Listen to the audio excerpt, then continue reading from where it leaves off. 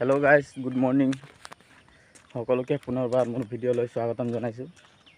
তো আজি মই অলপ ফুৰিব আহিছিলোঁ, মানে আমাৰ নিউ সোণোৱাল টি ষ্টেট, মানে যি বাগান এৰিয়া ফালে অলপ ফুৰিব আহিছিলোঁ এনেই। তো এতিয়া মই গৈ আছোঁ বৰ্তমান ঘৰ ফালে।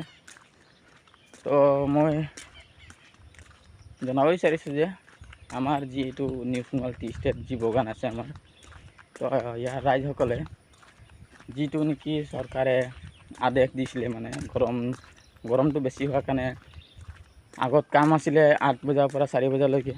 তাৰপাছত চৰকাৰে আদেশ দিলে যে 6 বজাৰ পৰা 2 বজালৈকে কাম হ'ব লাগে। কিন্তু আমাৰ এই নিউ সোণোৱাল ৰাইজে গম নাপাওঁ কি কথা কি হৈছে, মানে নাজানো, কিন্তু 7 বজাৰ পৰা 4 বজা মানে 9 ঘণ্টা কাম কৰি আছে আমাৰ ইয়াত ৰাইজে। তো ৰাইজক মই একো নকওঁ, যি কৰিছে এইটো ৰাইজৰ সংগঠনে মিলি যি কৰিছে আৰু পাছত গৈ তেখেতে যদি কিবা দুখ পায় তো আকৌ গৈ